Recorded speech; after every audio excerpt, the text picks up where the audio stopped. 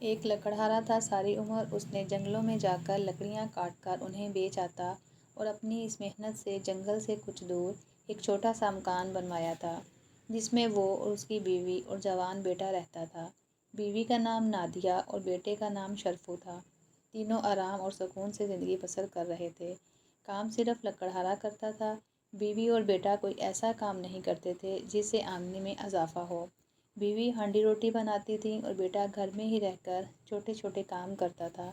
لکڑہارا بوڑھا ہو گیا تھا۔ بڑھاپے کی وجہ سے اس میں پہلے سی ہمت نہیں رہی تھی۔ وہ آئے دن بیمار ہی رہتا تھا، مگر اسے کوئی ایسی پریشانی نہیں تھی۔ سمجھتا تھا کہ میرا شرفو اب بچہ نہیں رہا، آسانی سے گھر کی ذمہ داریاں سنبھال سکتا ہے۔ شرفو کی ماں کا بھی یہی خیال تھا، اس لیے اسے بھی کسی قسم کی فکر نہیں تھی۔ ایک صبح لکڑہارا جاگا تو اس نے محسوس کیا کہ بڑا کمزور ہو گیا ہے۔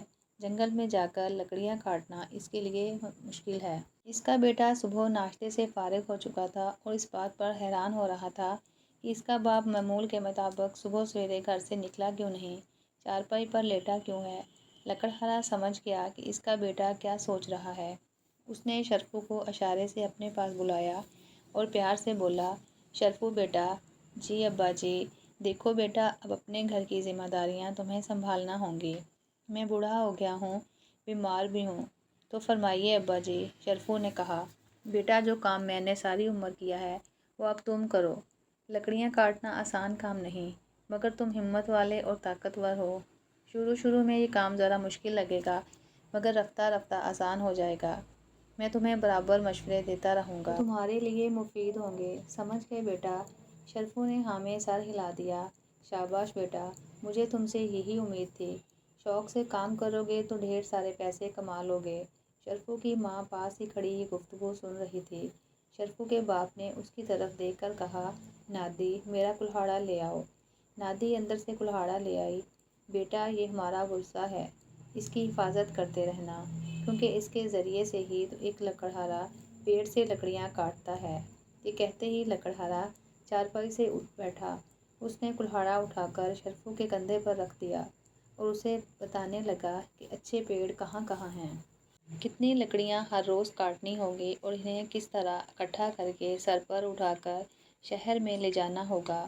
جس جگہ لکڑیاں بیچی جاتی ہیں، لکڑہارے نے اسے اس جگہ کا نام بھی بتا دیا۔ شرفو بڑے شوق سے باپ کی باتیں سن رہا تھا۔ اس کا یہ شوق دیکھ کر اس کے ماں باپ دونوں بہت خوش تھے۔ جب لکڑہارے نے وہ سب کچھ بتا دیا جو وہ اپنے بیٹے کو بتانا چاہتا تھا، تو کہنے لگا، لو شرفو، آج سے کام شروع کر دو۔ شرفو کی ماں نے بیٹے کو ڈھیروں دعائیں دیں اور شرفو کلہاڑا کندھے سے لگائے اپنے گھر سے نکل گیا۔ جنگل کا راستہ وہ اچھی طرح جانتا تھا۔ ابھی سورج طلوع نہیں ہوا تھا کہ وہ ماں باپ کی بتائی ہوئی جگہ پر پہنچ گیا۔ بیسوں پیڑ تھوڑے تھوڑے فاصلے پر ایک قطار میں کھڑے تھے۔ اس کے باپ نے بتایا تھا کہ پہلے پیڑ کی شاخیں جھکی ہوئی ہیں، شاخوں کو کاٹنا آسان ہے، پہلے ہی شاخیں کاٹنا۔ وہ ایک لمبی جھکی ہوئی شاخ کو کاٹنے کی کوشش کر رہا تھا کہ اچانک اس کی نظر شاخ کے اس مقام پر پڑی جہاں سے یہ پیڑ سے پھوٹتی تھی۔ اس نے دیکھا کہ وہیں چڑیوں نے ایک گھونسلہ بنا رکھا ہے۔ اس نے 2-3 بچے بھی اس گھونسلے میں دیکھ لیے تھے۔ یہ گھونسلہ دیکھ کر فوراً اس کے ذہن میں ایک سوال اٹھا، میں نے یہ شاخ کاٹی تو کیا گھونسلہ تباہ نہیں ہوگا؟ اس نے اپنے سوال کا خود جواب دیا، بالکل تباہ ہو جائے گا، اور وہ بچے جو اس گھونسلے میں پرورش پا رہے ہیں نیچے گر کر مر جائیں گے، اور ان کے ماں باپ کو بڑا دکھ ہوگا۔ اس نے کلہاڑا اس شاخ کو کاٹنے کے لیے اٹھایا ہی تھا کہ یکایک اس کا ہاتھ رک گیا۔ وہ آہستہ سے بولا، نہیں، میں یہ ظلم نہیں کر سکتا، اور وہ اس پیڑ کے سائے میں بیٹھ گیا۔ کئی باتیں اس کے ذہن میں آ گئیں۔ میرے باپ نے لکڑیاں کاٹنے کے لیے بھیجا ہے، اس کا حکم مانتا ہوں تو وہ خوش ہوگا، میں لکڑیاں بیچ کر پیسے کما لوں گا، لیکن یہ ان چڑیوں پر ظلم ہوگا جنہوں نے یہاں گھونسلہ بنا رکھا ہے۔ وہ سوچتا رہا کہ ماں باپ کا حکم مانے یا ان بیچاری چڑیوں کے گھونسلے کو سلامت رکھے۔ اس کی نظر بار بار گھونسلے پر جم جاتی تھی۔ آخر وہ اٹھ بیٹھا اور پکے ارادے کے ساتھ گھر روانہ ہو گیا۔ اس کا باپ گھر کے باہر چارپائی پر لیٹا اس کا انتظار کر رہا تھا۔ شرفو کو دیکھا تو بولا، شرفو بیٹا، جلدی آ گئے ہو، بڑی جلدی لکڑیاں بک گئی ہیں۔ نہیں ابا جان، کیا بات ہے؟ ابا جان، میں پیڑ پر کلہاڑا نہیں چلا سکا۔ क्यों? लकड़हारा हैरान होकर बोला। शरफू ने जो कुछ देखा था वो बाप को बता दिया और इससे पहले कि इसका बाप कुछ कहे, इसकी माँ ने कहा, बेटा, इस पेड़ पे चिड़ियों ने घोंसला बना रखा था तो तुम्हें इसको छोड़कर दूसरे पेड़ की शाखें काट लेते। शरफू ने जवाब दिया, अम्मा, वहाँ भी परिंदों ने घोंसला बना रखा था, कैसे काटता उसे। लकड़हारा अपने बेटे की बात सुनकर बहुत खफा हुआ और गुस्से से कहने लगा, ओ अहमक, लकड़हारा ये नहीं देखता कि पेड़ पर परिंदों का घोंसला है या नहीं, उसे लकड़ियाँ काट कर बेचनी होती हैं। तुमने बड़ी अहमकाना हरकत की है, मैं नहीं समझता तुम इतने पागल हो गए। लकड़हारा गुस्से में जाने और क्या क्या कह देता कि उसकी बीवी ने सरगोशी में समझाया, आखिर बच्चा है और कुछ ना कहो, दो तीन दिन ठहर जाओ, अपनी जिम्मेदारी संभाल लेगा। 2 दिन बीत गए थे तो फिर बाप ने बेटे को एक और मकाम का पता बताया और ताकीद की, खबरदार, पेट पर ज़रब लगाने से पहले ऊपर नहीं देखना। शरफू ने अहद कर लिया कि वो पहले की तरह ऊपर नहीं देखेगा और बाप के बताए हुए मकाम पर चला गया। उसे अपना वादा याद था। चुनाचे पहले पेड़ के पास पहुंचकर उसने ऊपर न देखा। वो नीचे देखते हुए कुल्हाड़ा मारने लगा कि उसकी नज़र पेड़ के नीचे उस जंगली फल पर पड़ी जिसे बाज़ लोग हांडी में बनाकर खाते हैं। एक सवाल जहन में उभर आया, उस पेड़ पर ये फल लगता है, मैं उसे क्यों नुकसान पहुंचाऊं? क्या इसकी शाखें काटने से इस फल का कुछ हिस्सा ज़ाया नहीं हो जाएगा? क्या ये इन लोगों के साथ ज़्यादती नहीं होगी जो उसे हांडी में पकाकर खाते हैं? वो देर तक इस पेड़ के नीचे बैठा रहा और सोचता रहा। उस रोज़ जब लकड़हारे ने अपने बेटे को देर से आते देखा तो उसे यकीन हो गया कि अब ये ज़रूर लकड़ियाँ बेचकर पैसे लाया है। वो खुश होकर बोला, आज मेरा बेटा काफ़ी पैसे लेकर आया है ना? क्यों शरफू? शरफू ने कहा, नहीं अब्बा जान, मैं कोई पैसे नहीं लाया। फिर इसने बाप को पेड़ न काटने की वजह बता दी। बेटे की बात सुनते ही लकड़हारे के तन बदन में आग लग गई। तू कुछ नहीं कर सकेगा, तुझे लकड़ियाँ काट कर बेचने के लिए भेजा था, पेड़ का फल देखने के लिए नहीं। शरफू ने कहा, मैं क्या करता अब्बा जान, आप जानते नहीं, लोग इस फल को पकाकर खाते हैं। बाप फिर गुस्से में बोला, तो तुम्हें क्या, लोग फल पका कर खाते हैं, तुम तो नहीं। अब्बा जी, वो लोग भी तो हमारे जैसे हैं ना। लकड़हारे का गुस्सा बढ़ता जा रहा था कि उसकी बीवी ने फिर उसे समझाया, बस अब कुछ और ना कहो, मुझे उम्मीद है शरफू सीधे रास्ते पर आ जाएगा। लकड़हारा बोला, अब कि मैं बर्दाश्त कर लेता हूँ, आइंदा उसने ऐसी बेहुदा हरकत की तो उसे घर से निकाल देगा। चंद दिन गुजर गए। लकड़हारे ने उसे इस दफ़ा पुराने दरख्तों का पता बताकर कहा, खबरदार, अब के कोई बहाना ना बनाना, पैसे लेकर घर आना। शरफू जंगल में गया। उसने पुराने पेड़ देखे, बहुत बूढ़े हो चुके थे। उन्हें देखकर वो सोचने लगा, उन्होंने बरसों तक मुसाफिरों के लिए ठंडे साए मुहैया किए हैं। थके हुए लोग उनके नीचे बैठकर सुकून हासिल करते हैं। इन्हें काटना इंसान के इन मोहसिनों का एहसान मानने की बजाय उन पर जुल्म नहीं होगा? और वो वापस आने लगा।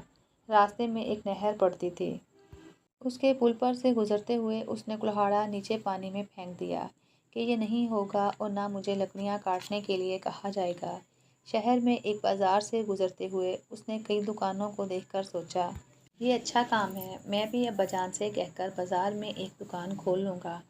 उस रोज़ शाम के करीब अपने घर पहुँचा। लकड़हारे को पूरा यकीन था कि इसका बेटा ज़रूर लकड़ियाँ बेचकर आया है। लकड़हारे ने कहा, तो आज तुमने क्या काम किया है?